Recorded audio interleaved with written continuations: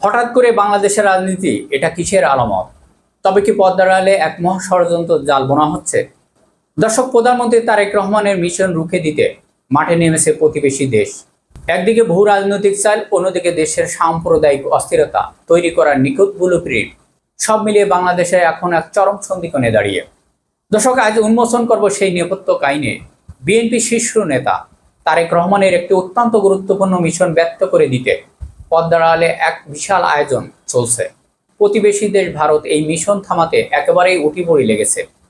তাদের মূল লক্ষ্য যে কোনো উপায়ে বাংলাদেশে এক চরম অস্থিরতা তৈরি করা।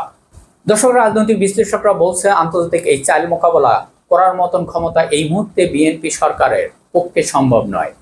তাহলে কি বাংলাদেশের ঘাড়ে এক বিশাল রাজনৈতিক সুনামি চেপে বসতে যাচ্ছে? আজ আমরা এই পুরো ঘটনার আসল রহস্য আপনাদের সামনে তুলে ধরবো। দর্শক, রাজনীতির ভিতরের খবর হলো বিএনপি তারেক রহমান খুব শীঘ্রই একটি বড় মিশনে যাচ্ছে। আপনারা অনেকেই জানেন তিনি ইতিমধ্যে মালয়েশিয়ার উদ্দেশ্য রওনা হয়েছেন এবং সেখান থেকে তার চীন সফরে যাওয়ার কথা রয়েছে। বিএনপির জন্য এই চীন সফরটি অত্যন্ত গুরুত্বপূর্ণ। কিন্তু ঠিক এই সময় প্রতিবেশী দেশ ভারত কেন এতটা নড়েচড়ে বসলো? দর্শক, তারেক রহমানের এই কূটনৈতিক মিশন যদি সফল হয় তবে বাংলাদেশের রাজনীতিতে ভারতের একচ্ছ আধিপত্য হুমকির মুখে পড়তে পারে। আর ঠিক এই কারণেই ভারতের গোয়েন্দা সংস্থা এবং তাদের নীতি নির্ধারকদের এই সফর মিশনকে ব্যর্থ করার এক মহা পরিকল্পনা হাতে নিয়েছেন। দর্শক, বলা হচ্ছে এই ষড়যন্ত্র জাল এতটা শক্তিশালী যে বিএনপি একা হয়তো সামাল দিতে হিমশিম খাবে। কারণ শুধু ভারত নয়, এখানে যুক্ত হয়েছে আরও একটি শক্তিশালী রাষ্ট্র, ইসরায়েল।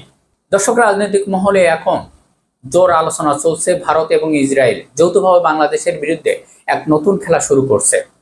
এখানে সবচেয়ে বড় প্রশ্ন, পৃথিবীতে ভারত এবং ইসরায়েলের মতন আগ্রাসী রাষ্ট্র আর দ্বিতীয়টি নেই। এই দুটি দেশ যদি কোনো দেশের পিছনে লাগে তবে তারা যে কোনো উপায়ে দেশের ক্ষতি করতে পারে। বাংলাদেশের বর্তমান পরিস্থিতিকে ওলটপালট করে দিতে এই দুই রাষ্ট্র তারা পুরো শক্তি নিয়োগ করছে। আর এই কারণে বিষয়টিকে বাংলাদেশের জন্য একটি বিশাল সুনামি সামনে আসছে।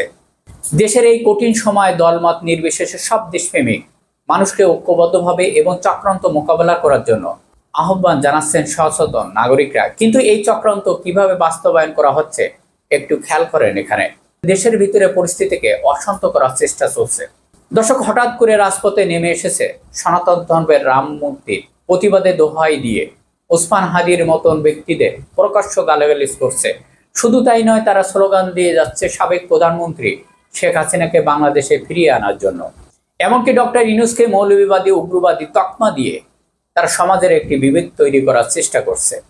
সবচেয়ে ভয়ঙ্কর তথ্য হলো এই সুযোগে বাংলাদেশের একটি অংশ আলাদা করে একটি হিন্দু রাষ্ট্র বানানোর স্বপ্ন দেখছে। অভিযোগ করছে এরা সবাই আসলে ভারতের চক্রান্তের অংশ। মন্দিরে রক্ষার মতন সুন্দর সুন্দর ব্যানার বানিয়ে সামনে এনে আসল রাজপথে নেমেছে বিশৃঙ্খলা করতে। আর এই সুযোগে ভারতের মূলধারা মিডিয়াগুলো প্রতিনিয়ত বাংলাদেশের বিরুদ্ধে একের পর এক উস্কানিমূলক মিথ্যা খবর প্রচার করে যাচ্ছে, ঠিক যেমনটা ইউনূস সরকারের আমলে হয়েছিল। তাহলে ভারতের আসল পরিকল্পনা কি? ভারতের দালালরা বাংলাদেশে বিভিন্ন জায়গায় হিন্দুদের ওপর, মন্দিরের ওপর এক ধরনের সাজানো হামলা চালাতে পারে। পরিকল্পনা অনুযায়ী তারা নিজেরাই হামলা করবে আর বিশ্ববাসীর কাছে প্রচার করবে যে বাংলাদেশে হিন্দুরা নিরাপদে নয়, তাদের ওপর নির্যাতন হচ্ছে। এই মিথ্যা পলিটিক্যাল ইস্যু সামনে এনে তারা আন্তর্জাতিক মহলে বাংলাদেশিকে অপরাধী বানানোর চেষ্টা করবে। দর্শক, ভবিষ্যতে হিন্দু জীবন রক্ষার দোহাই দিয়ে বাংলাদেশের ওপর হামলা করার পরিকল্পনা করতে পারে। এদিকে বিএনপির ভিতরে এক ধরনের আতঙ্ক কাজ করছে। ইসরায়েলি গোয়েন্দা সংস্থা মোসাদ এর এজেন্টের সাথে বৈঠক করার অভিযোগে যারা দীর্ঘ 17 বছর জেল খেটেছেন, বিতর্ক হয়েছেন, তারা এখন রাজনীতির বড় বড় জায়গায় এসে বসে আছেন। ফলে দেশের ভিতরে পরিবেশ নিয়েও এক ধরনের আতঙ্ক তৈরি হয়েছে। বিএনপি সিনিয়র যুগ্ম মহাসচিব রুহুল কবির রিজভী এক জরুরি বার্তা দিয়েছেন।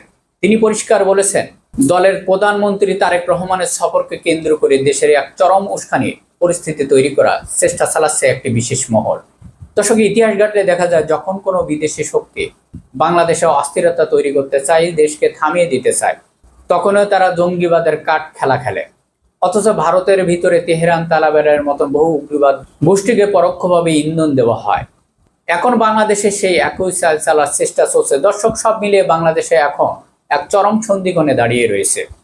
বাইরের চক্রান্ত আর ভিতরে দালালদের এই যৌথ থাবা থেকে দেশের স্বাধীনতা রক্ষা করা এখন সবচেয়ে বড় চ্যালেঞ্জ হয়ে দাঁড়িয়েছে বিএনপির জন্য। তারেক রহমানের এই মিশন কি পারবে সব বাধা ভেঙে জয়ী হতে, নাকি দেশের দালালদের চক্র আবারও ফেসিবাদদের কায়েম হবে? আপনি কি মনে করেন? অবশ্যই আপনার মতামত কমেন্ট করে জানাবেন। সবাই ভালো থাকবেন, ধন্যবাদ।